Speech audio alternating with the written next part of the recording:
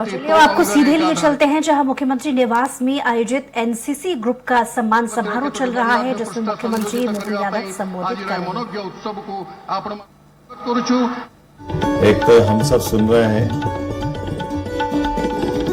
लेकिन मैं सच मानो मेरे को लगा कि मैं वापस अपने वो 30-40 साल पुराने दौर में पहुंच गया। उस परिवार में एनसीसी का वो सब कार्यक्रम में जब हिस्सा लेता था, 10 NP बटालियन के माध्यम से मेरे अपना स्कूली एनसीसी का जो पाठ्यक्रम वो पूरा हुआ था उज्जैन में। आज के इस अवसर पर हमारे बीच महाजन साहब ने बहुत अच्छे से, क्योंकि आमतौर पे ऑफिसर तो बनते हैं, लेकिन जिस ढंग से उनने ऊर्जा से सराबर होकर के एक एक बारीकियों को पकड़ते हुए, और एक होता है और एक हो करके उसमें डूब करके जो मजा देते हैं, तो महाजन साहब और उनकी पूरी टीम को बधाई देना चाहूंगा वास्तव में दिल से।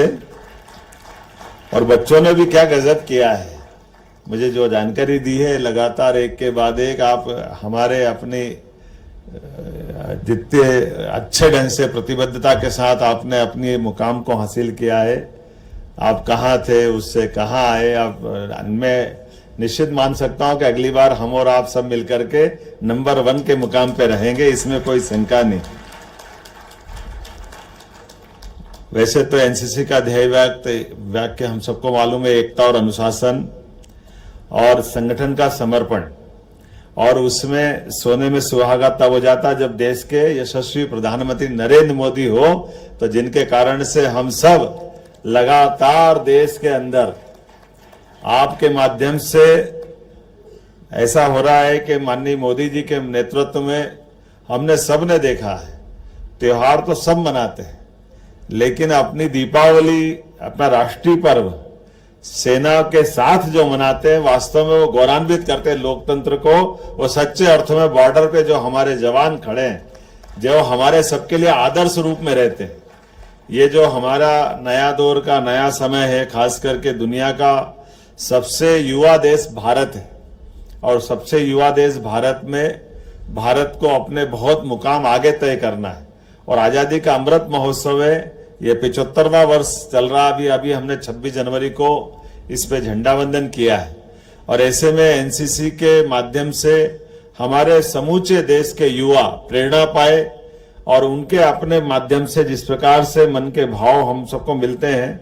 ये जीवन एक बार मिलता है, लेकिन एक बार जीवन को मिलने से हमारा ये भाग्य है, उस भाग्य को सौभाग्य में बदलने का रास्ता अगर कहीं से मिलता है तो एनसीसी के माध्यम से मिलता है, ये मैं गारंटी दे सकता हूं। हमारे लिए परमात्मा की कृपा है। अगर आजादी के बाद, वैसे तो हम जानते हैं कि हमारी अपनी सेना का आबादी के आकलन में देखें तो 142 करोड़ से ज्यादा आबादी का देश, लेकिन हमारी थल सेना, वायुसेना, जल सेना तीनों मिला लें तो इनकी संख्या मात्र 13.5 लाख है। लेकिन 13.5 लाख हमारे लिए न केवल पूरे देश का विश्वास है, बल्कि दुनिया के सामने हर चुनौती का मुकाबला करने में सक्षम है। ये हमको उनके अपने बुलंद हौसले से दिखाता है। और सेना की उस एक गौरवशाली परंपरा से रूबरू कराने का मार्ग कहीं से निकलता है, या थोड़ा हम उसको समझ पाते तो वो एनसीसी के माध्यम से होते हैं। और एनसीसी में लगातार जिस प्रकार से घुड़सवारी में 6 पदक जीतना, वाकई में बधाई देना चाहूंगा हमारे बच्चों को, जिनका ये एक बड़ा मुकाम हासिल किया है और 3रा स्थान आपने प्राप्त किया है। और खासकर छत्तीसगढ़ के 9 कैडेट का चयन हुआ है, इनमें 5 कैडेट्स का फाइनल इंटरव्यू के लिए चयन हुआ है। ये भी रिकॉर्ड है। मैं एक बार फिर बधाई देना चाहूंगा आप सबको भी। और ये बात तो सही है, एनसीसी के खास करके गणतंत्र दिवस के शिविर के दरमियान 28 राज्यों के और 8 केंद्र शासित राज्यों के साथ हम अपने जो समय गुजारते हैं, और वो खास करके उस समय गुजारे हुए का जो आपका अनुभव होगा, वो जीवन में एक अलग प्रकार का आपका अनुभव होगा। और कुल मिलाकर के वर्तमान में हमारे सब ये जो 2274 कैडेट्स आपके साथ आए थे, और ऐसे में जो एक अलग अनुभव आया होगा। भौगोलिक रूप से हमारा देश बहुत अलग अलग प्रकार का है। कहीं हमारा रेगिस्तान, राजस्थान का रेगिस्तान के आबादी या वहां के बसावट वाले लोग हैं, तो सुदूर हमारा नॉर्थ ईस्ट एकदम पहाड़ का और एक अलग प्रकार का, कभी कभी ये भौगोलिक क्षेत्र इतना बड़ा है कि हमारी कद काठे का भी अंतर पड़ जाता है।